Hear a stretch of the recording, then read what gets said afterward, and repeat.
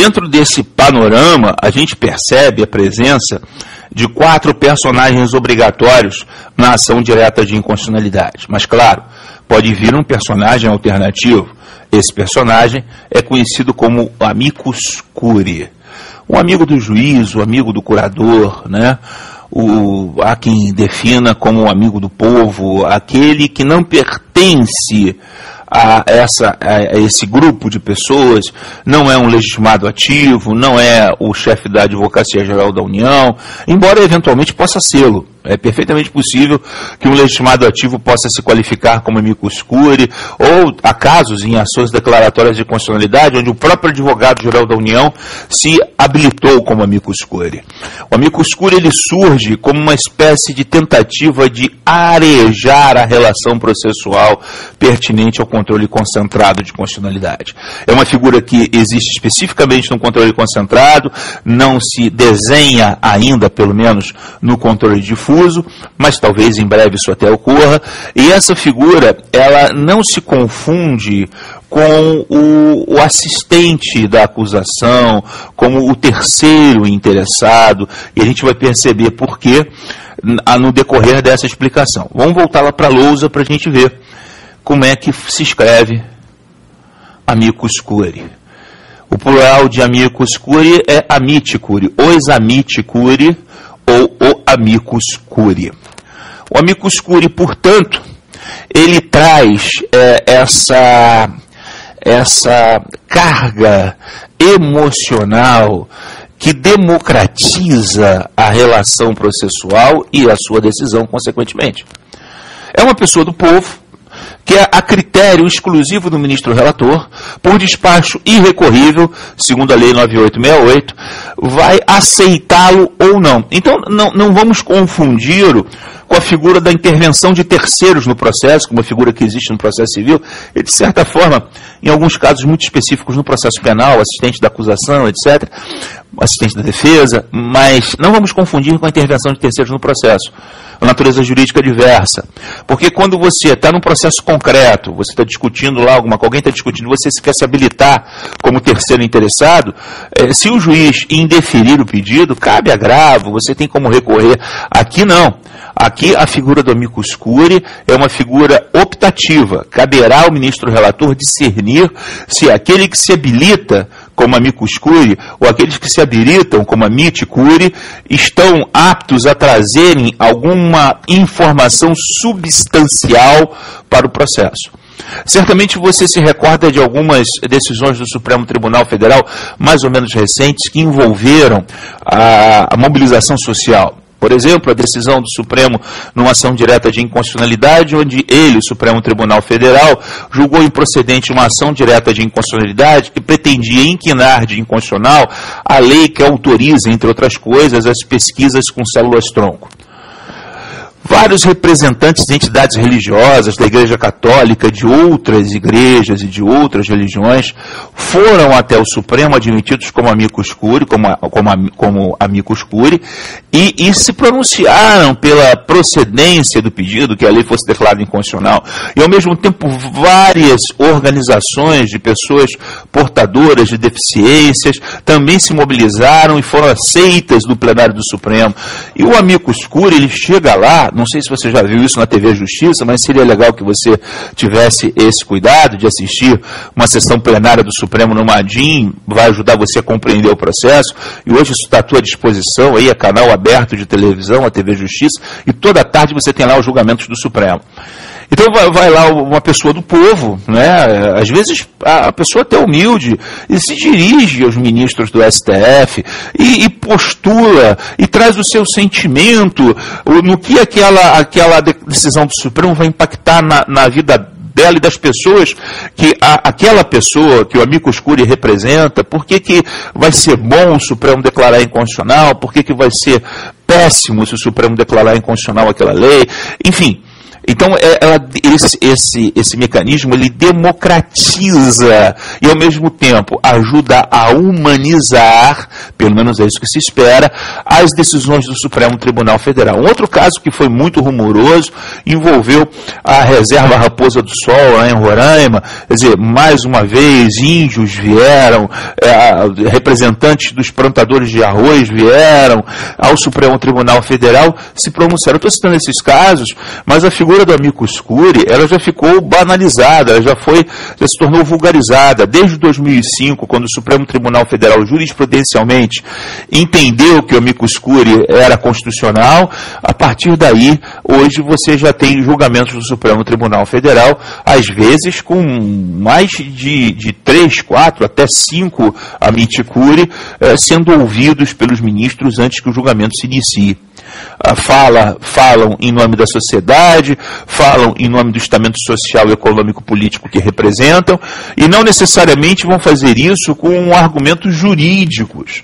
Algumas organizações, claro, contratam advogados de escola, como Luiz Roberto Barroso, por exemplo, advogados de ponta, para que lá no Supremo Tribunal Federal defenda de forma juridicamente mais perfeita as suas postulações. De qualquer maneira, meus amigos, minhas amiguinhas, nós temos aí uma inovação em matéria de controle no Brasil, porque a figura do amicus curiae já desde há muito existe na Corte Suprema norte-americana. A figura do amicus curiae lá já é corriqueira e aqui, graças a Deus, está se tornando também. É importante que você entenda que o amicus curiae não se confunde com a intervenção de terceiros, principalmente porque o indeferimento decorre de despacho irrecorrível. E, convenhamos, né, nós não estamos aqui a tratar, como eu falei no início do estudo da ADIM, de uma ação judicial típica. Portanto, não cabe aqui a ideia da intervenção de terceiros, porque a discussão aqui envolve uma tese sobre a constitucionalidade ou não de uma lei ou de um dispositivo legal, e não a discussão sobre uma hipótese subjetivamente considerada da interpretação de uma lei num caso concreto. A gente não pode perder isso de vista. Então, a figura do amicus curiae tem esse desenho, tem esse contorno. Bom, vamos voltar lá para a lousa para a gente perceber algumas coisas interessantes. Então, esse triângulo não é um triângulo, é um quadrado, pode virar um losango, no caso da figura facultativa do amicus curiae, vir a aderir a essas 4 figuras obrigatórias: o órgão julgador, os legitimados ativos, a Advocacia Geral da União e a Procuradoria Geral da República. No entanto, você há de convir comigo que todo esse processo leva muito tempo. Então, existe uma espécie de atalho. Um atalho, que é a concessão da medida cautelar. Eu gostaria que você se debruçasse agora sobre o artigo 102, inciso 1, a linha P da Constituição da República, para entender esse mecanismo da cautelar. Imagine que a Lei Vermelha nasceu e a Lei Vermelha começou a produzir seus efeitos. Mas a Lei Vermelha trata do mesmo assunto da lei anterior, que é a Lei Amarela. Então você tinha o seu contrato, a sua relação jurídica regulada pela Lei Amarela, e de repente surge a Lei Vermelha, que revoga a Lei Amarela.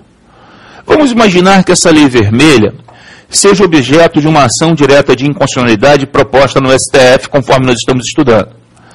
Nos termos do artigo 102, 1p, é possível que, por maioria absoluta dos ministros do STF, antes de se analisar se a lei vermelha é ou não no mérito constitucional, havendo indícios de que essa lei vermelha é inconstitucional, os ministros, por maioria absoluta, podem conceder uma medida cautelar.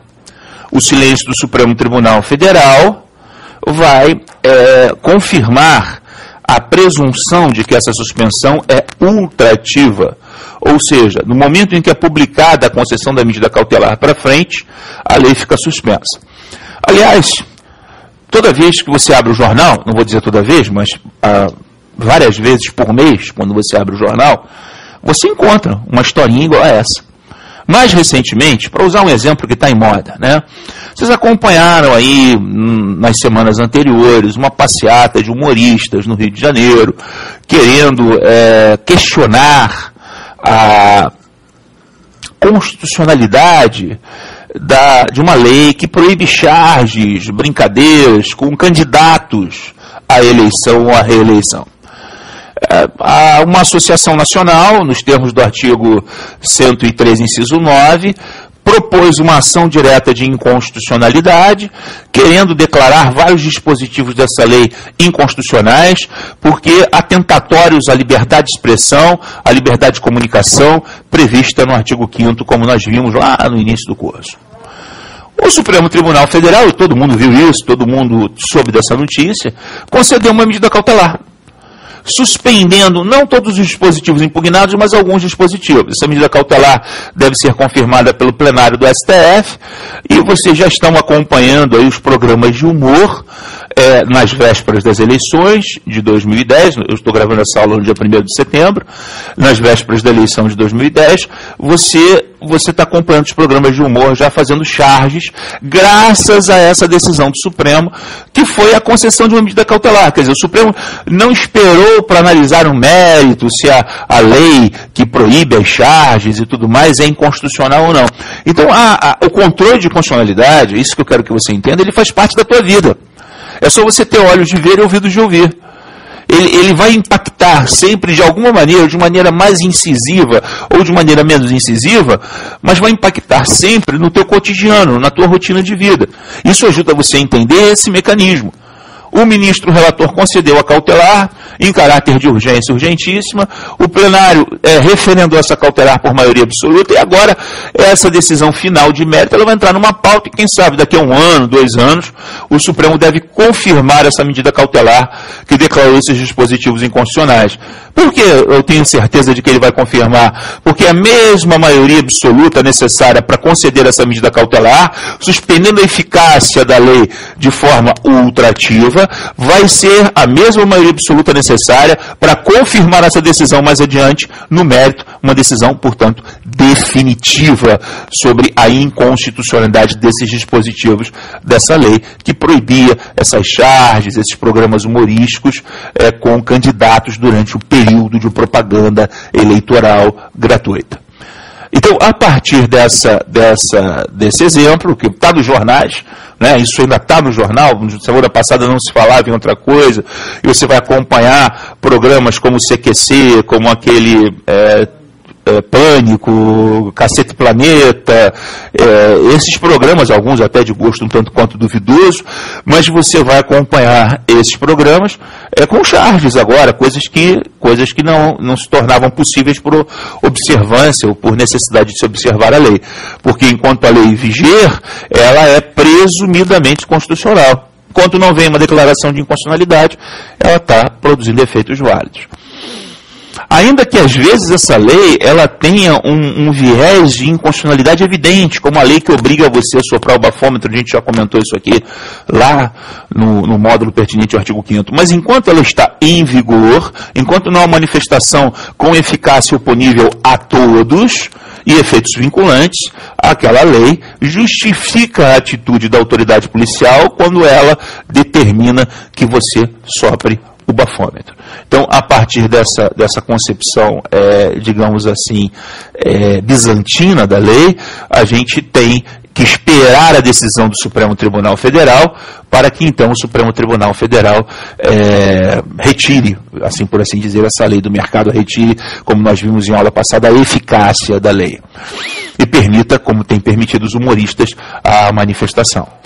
Bom, então eu estou diante de uma situação onde o Supremo concede a medida cautelar. Se ele ficar em silêncio quanto aos efeitos, a gente diz que esse silêncio é um silêncio eloquente, a medida cautelar vai produzir suspensão ultrativa da lei vermelha impugnada.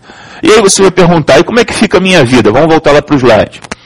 Eu que era regido pela lei amarela na minha relação jurídica, de repente passei a ser regido pela lei vermelha, aí vem uma liminar branca do Supremo, o Supremo não silencia contra os efeitos, presume-se que essa liminar suspenda a lei vermelha daquele ponto em que foi publicada para frente. Como é que fica a minha situação? Aí você vai se socorrer, mais uma vez, do artigo 11, parágrafo 1º, e, sobretudo, o artigo 11, parágrafo 2º, da Lei 9868 de 99, para entender que ocorrerá um efeito repristinatório tácito, ou seja, a lei amarela vai voltar a produzir os seus efeitos. É um efeito repristinatório tácito porque ele vai durar até a decisão de mérito, ou seja, a decisão definitiva, que logicamente, como quase sempre ocorre, vai confirmar a medida cautelar branca. O efeito repristinatório tácito se dá aqui no silêncio também do Supremo. Então nós temos um silêncio duplamente eloquente. Esse silêncio, para evitar o chamado vácuo legislativo, traz à lume a lei anterior amarela, e aí você passa a ter a sua relação jurídica novamente regida por ela, até que o Supremo decida no mérito. E quando o Supremo decidir no mérito, como é que fica, professor? A gente vai ver isso na próxima aula.